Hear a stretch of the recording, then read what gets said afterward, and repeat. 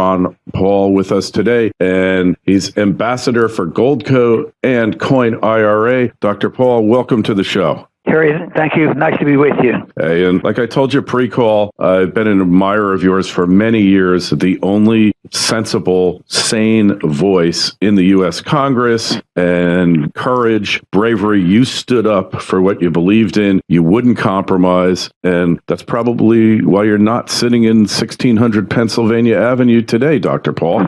Well, who knows? I think a country has to be ready for the changes to come about. I believe I've contributed something to moving us in a direction where someday we will have, the results of the revolution, a revolutionary movement toward liberty and restoring what the founders tried to do. But I still think there's a lot of work for us to do for people like you who are doing podcasting and changing people's minds and people understanding. Because if Washington is not ready, it's like hitting your head against a brick wall. And I think that things are changing for the better, not in Washington. They still reflect the old school, and the politics require all the spending and all the special interests. But I think the people, the ones I meet with, even on college campuses, which are not controlled completely, by Bernie Sanders people, there's a lot of young people that we see and talk to, and I think that philosophically we're making great inroads, but we still have a lot of work to do. In your new book, and again, Dr. Ron Paul is with us, The Revolution at 10 Years, and in it you chronicle the fate and future of liberty in the U.S. So looking at the last election, because it's still on all of your minds, I mean, it was big. We got Donald Trump, for better or for worse, but we didn't get a Washington insider. How do you explain that one? What's your feeling about it? Well, I go back and forth because someday I think that's absolutely the case, but then there are other times when the campaign rhetoric of the president is quite a bit different than what he's doing. He looked like he was going to change things dramatically on foreign policy, but then once again, it seems like there's still a lot of influence by the neocons. Its spending continues, the militarism continues. We're still have a big presence overseas, and we're very much involved. So I haven't made up my mind completely on that, how much of a challenge it is to the deep state, because I think whether we like to admit it or not, the deep state has so much influence. So even that individual that might be willing to stand up to it, it's probably a difficult situation. And maybe that's what gives us this questionable attitude toward Trump, him saying he wants to do one thing, but it's not accomplished. But I think the power of the deep state is very, very strong, and that's one of the reasons why we don't see the changes that we had hoped for. Yeah, well, look, any president comes into office, the first thing he's got to do is consolidate his power, and the deep state, as well as the prior administration, and maybe it's one and the same, fought him every step of the way, is still fighting him now. In spite of that, look, he got rid of about 1,600 regulations his first year. I know that isn't revolutionary, perhaps, but in the scope of it and the fact that no one ever did it before who went to Washington, so many presidents said they're going to cut back the power of the state and rein in the administrative state. He's made a little bit of progress, more than anyone else. Yeah, I think that's true, and I think that's why the markets are doing very well. I think that's why Wall Street's doing pretty well, because those are good signs and good signals going on. The bigger picture of the spending, I think, is what we have to face up to. But I think the country is, it's what seems to be a disconnect is I always believe people vote from their bellies, whether they have a job or not, whether they feel good economically. And it seems like there's a lot of signs that, there are more jobs and more people are doing better. The stock market's up, but still there's this bifurcation of the lower one half of the country keeps getting poorer and poorer. I saw a statistic yesterday that showed that homelessness had gone back up last year for the first time in 7 years. So we still have major problems. Almost 600,000 people still live on our streets, and it's moving in the direction of moving upward. So I think the situation of over 50, 60 years of a monetary system and an economic system really has divided divided us into two groups. And I think that definitely the economy is a lot happier with Trump so far. It's amazing that he doesn't get more credit for it, because I think that's what people are looking for. But the only way I can explain it is that there's still a lot of people that don't get counted. The labor participation rate stays very high. And I think this is characteristic of what happens in an economy run by fiat money and a Federal Reserve system. If you undermine the value of a currency, you usually wipe out the middle class and you get more poor people, but then another group of people benefit. And that's why I always go back to monetary policy and spending as an equalizer, because the more you see this discrepancy between the rich and the poor, the more difficult these problems are going to be. Let's say so far Trump's done all right, and a lot of people are going to do a lot better, but if it isn't spread out like a market should do it, then there's going to be greater anger, and I think that's what's giving some energy to the cultural Marxists. I mean, they're able to stir up a lot of trouble. I see them as a great threat, but I see it also as a long-term consequence of a monetary system, an economic system that we have tolerated for too long. Yeah, for way too long. Hey, election night, when you were watching the returns, assuming you were you surprised that Trump won? Well, everybody knew. I always considered it very, very close. But I didn't think he would win. But it wasn't like, that I didn't think it was possible. A lot of people, the Democrats were pretty shocked. I mean, I think I got a kick out of that. Yeah. They just couldn't believe it. They still don't believe it. They're still in shock. But no, it was a pretty amazing night. And you wonder, that's one step where you might say that the deep state didn't have as much control as they thought they had, because the media and all the establishment were, opposed to them. So in that sense, it was a pretty exciting night. I wasn't surprised. I knew he was going to win, because I knew in Florida he was going to win. Once he got the Cuban vote, it was kind of all over for Hillary here. And he also got a big chunk of the Haitian vote. Well, so let's go back to the Democratic primary season. I have a theory about it. They all say that it was rigged and Bernie,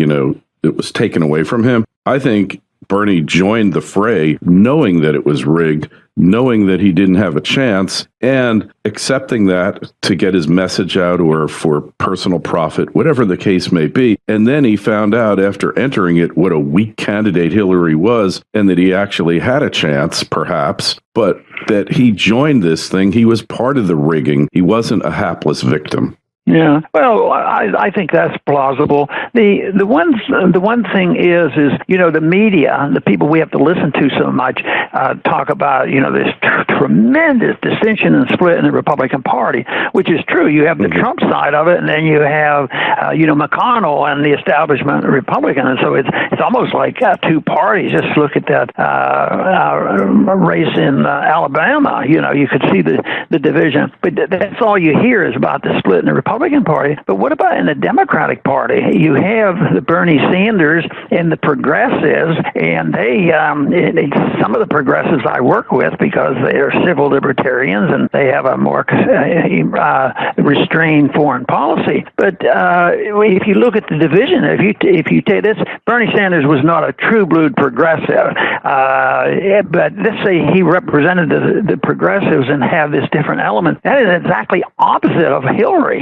Hillary was, a neocon, and I even made the statements before the election. The neocons could run her as a Republican if they wanted to, because she was, tied into Wall Street and all this other thing. So I think there's a tremendous division there, and how Bernie Sanders made his decisions as he moved along, I have no idea. But I think they have a split, and of course there's a split in the Republican Party, and that's why it's a bit chaotic right now. Yeah, well, that's for sure. And I thought the split was much worse because the media totally bypassed the internecine at the Democratic National Convention in Philadelphia. They were abusing these Bernie supporters. They were banishing them, and they were really mistreating them. like unbelievably. And then they were projecting to the world this whole unified front. Nothing could have been further from the truth. Hey, switching over to economics. So we both share an affinity, a belief in the Austrian school of economics. And it appears that through the internet and through opening of minds, Austrian economics has made more of an inroad than might have been expected. Is it going to keep a pace, or is it just going to be a passing fad or fancy for the younger people who've gotten into it?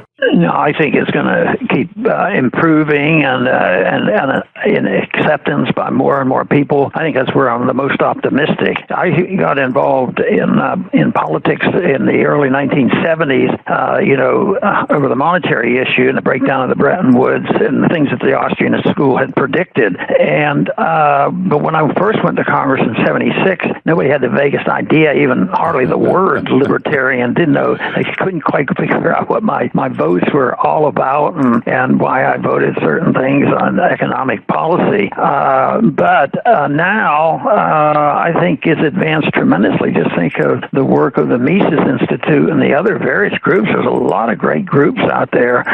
So intellectually, I think that we're having a greater influence, and I think that when the young people are offered this, they realize there's something wrong. And most people think, well, they're all going to follow Bernie Sanders, which I do not believe, but that's easily understood because that's what they have been conditioned by their professors to more likely go along with, socialism and welfareism, the government taking care of them. But I think that, the Austrian school and libertarianism is out there and growing. And the other thing is, it's not a pure numbers game. You need 8 or 10% of the people who are dedicated to some principles and influencing the masses on these ideas, and then they eventually change, and they change the people in Washington. A minor example of this is when we did a lot of work on getting the Audit the Fed bill, passed in the House of Representatives,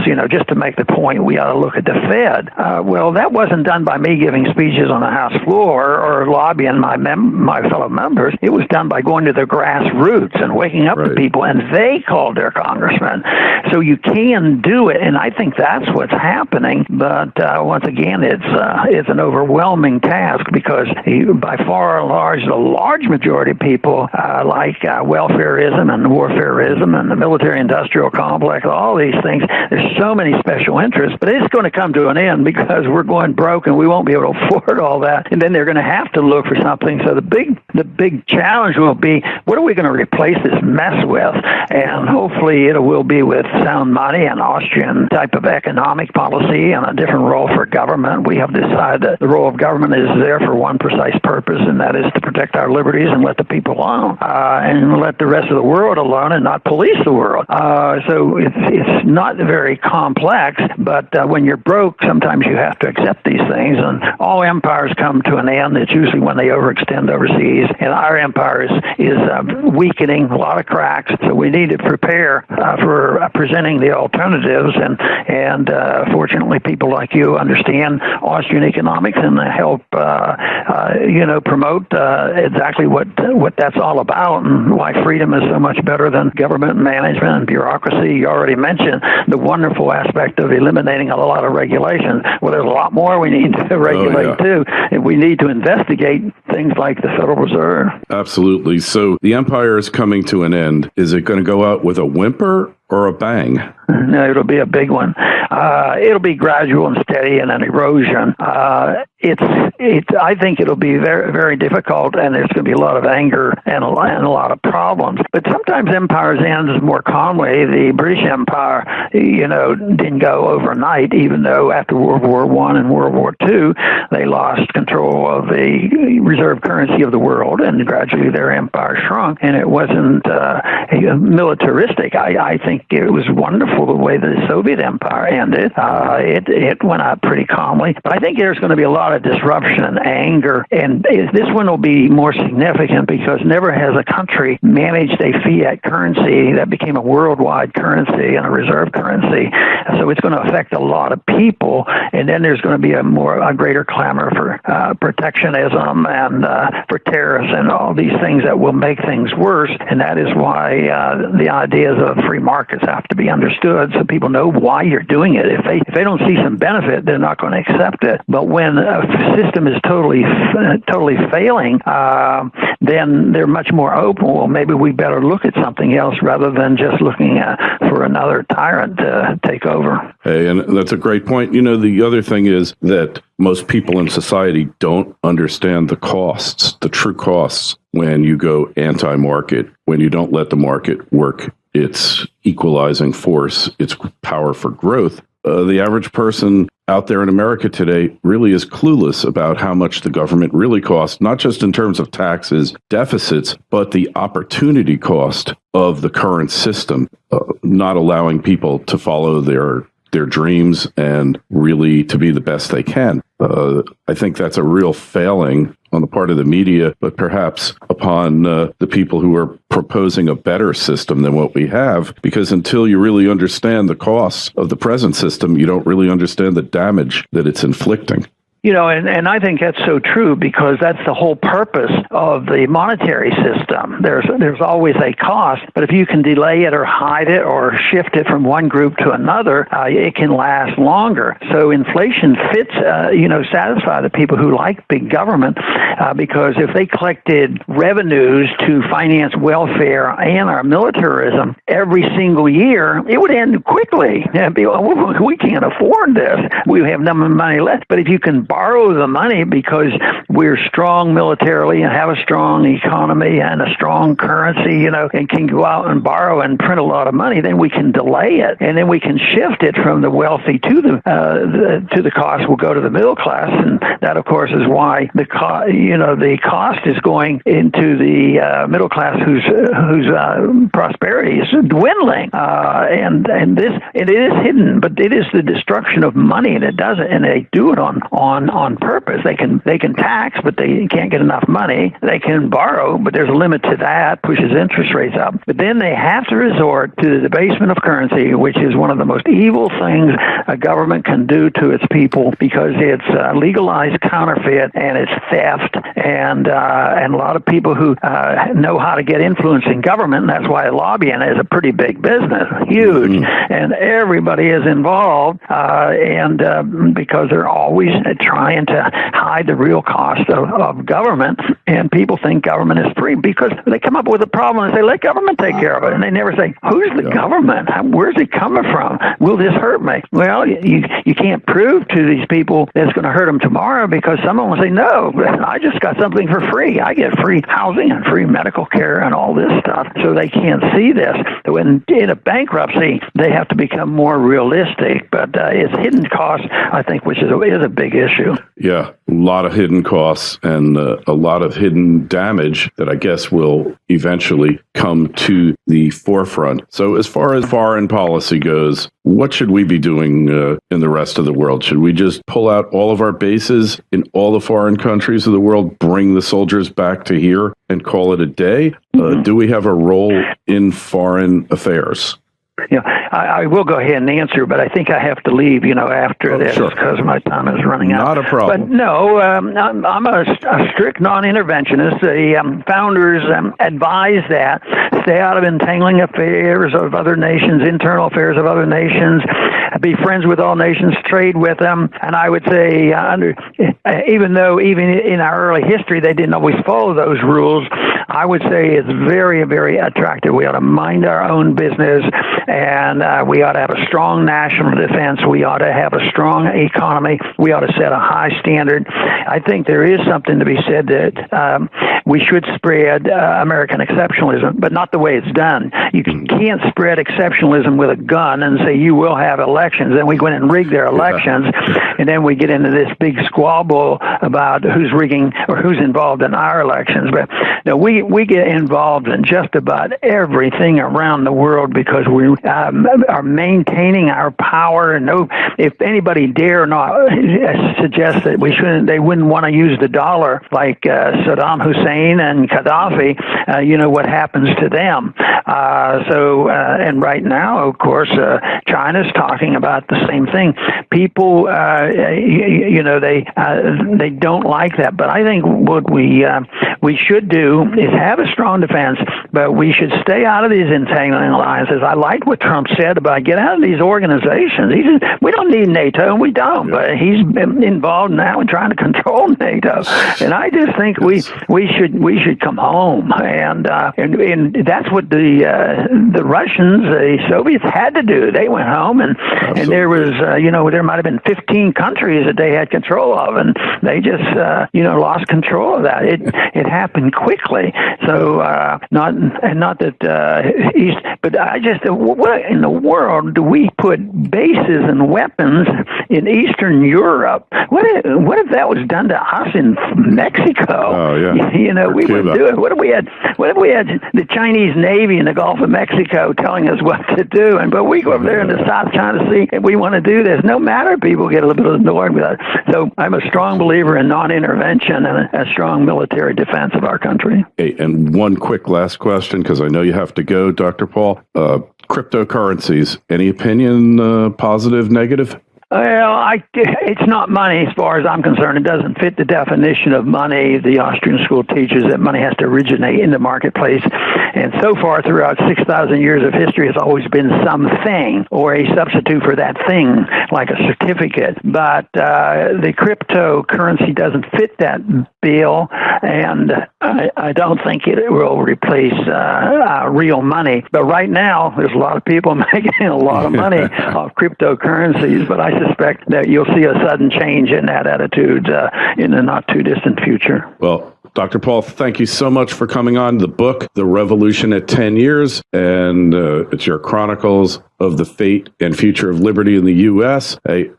Also, don't hesitate to check out Dr. Paul's site. It's ronpaulinstitute.org.